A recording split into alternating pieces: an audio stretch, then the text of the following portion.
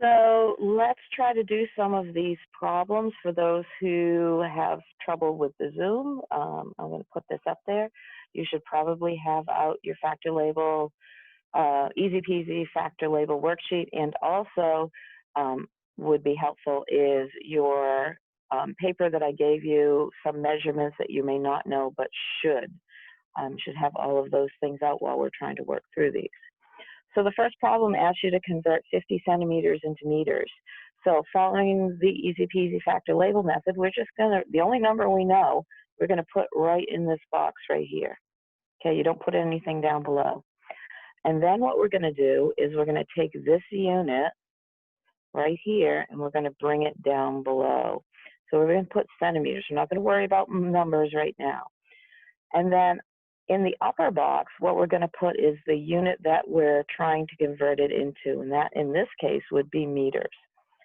So now we need to, we've got that part down, we got the units. Now the units actually tell you what numbers to put in there. If you have some measurements you should know, but maybe not paper, look up and see which one is bigger, a meter or a centimeter. Whichever one is bigger, you're going to put a number right next to it, the number 1 next to it.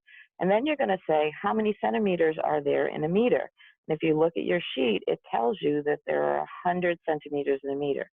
So what that means is you're going to multiply across the top. So 50 times 1, and that's 50. And then you're going to multiply across the bottom. But the only number you have on the bottom is 100. So you're really going to divide 50 by 100. And when you do that, you get 0.5 is your answer. Okay.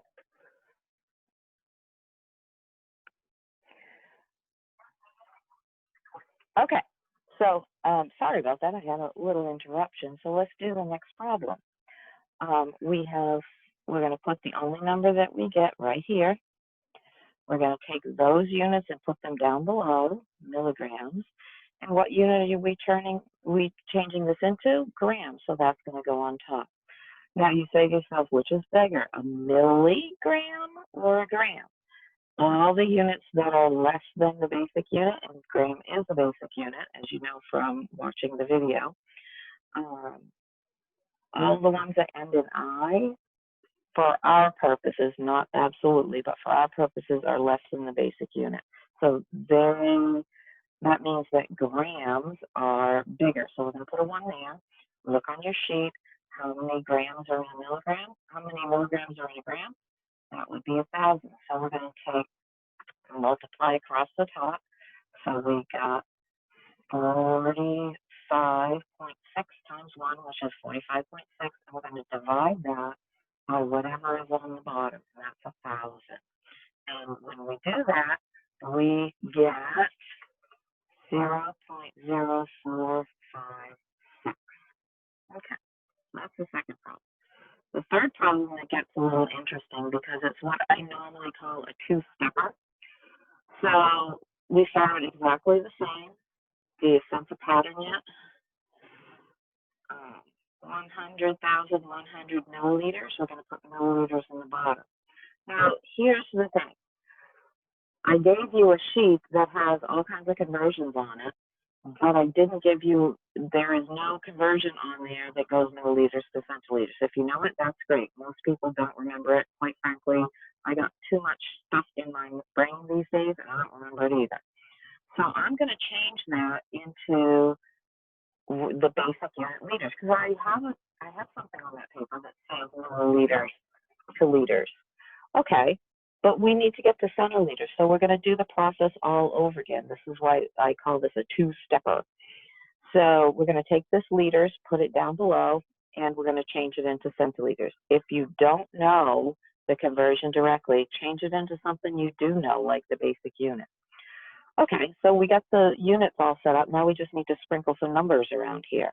So we have liters and milliliters. Which one is bigger, milliliter or liter? Milli, the prefix ends in I, so it's going to be less than the basic unit, so liters must be larger. Which is bigger, a centiliter or a liter? Okay, again, listen to me, liter, nena. Centiliter, centi is less than 1, so the liter must be larger. Okay, now use your some measurements worksheet and fill in these. How many milliliters in a liter? There's 1,000. How many centiliters in a liter? There are 100. So really what you're doing here is you're multiplying this number by 100 and then turning around and dividing it by 1,000. So you can do the math out and you get 10,010 deciliters. Okay. The next one, oh, it's still on the screen. Hold on, I have to slide my paper up here a little bit so you can see the last few. Okay, again, a two-step problem. So we have 30 hectometers. On the top, we're going to put hectometers on the bottom. I don't know the conversion from hectometers to centimeters, but I do know the conversion from hectometers to meters. So that's the first step. We got it to meters because the hectometers go away. So now we're going to put the meters on the bottom and the centimeters on the top because that's what we want to change it into. So we have, which is bigger, a hectometer or a meter? Hecto does not end in I, so that's where we put the one. It's bigger than the basic unit. What's bigger, a centimeter or a meter? A meter is bigger. How many meters in a hectometer does your some measurements paper say? That would be 100. Hecto begins with H, 100 begins with H. How many centimeters in a meter? Again, that's 100.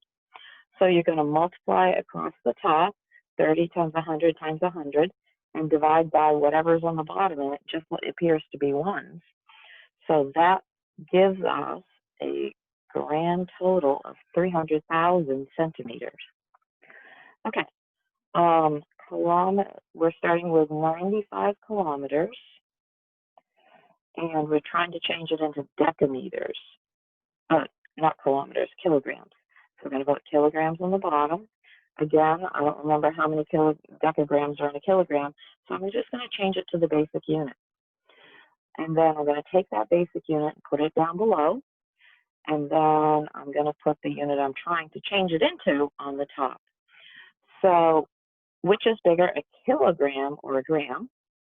A kilogram would be bigger. Which is bigger, a decagram or a gram? Okay, again, deca ends in something other than I, so it has to be greater than the basic unit. So now you have to fill in the other numbers. From your sheet, how many grams are in a kilogram? 1,000. From your sheet, how many grams are in a decagram? 10. So we're going to multiply across the top. So we get 95,000, and we're going to divide by 10. So our answer is 9,500. Okay, so hopefully that clarifies some questions. You can go ahead and get going on the rest of the problems, and if you need some help, ask your questions.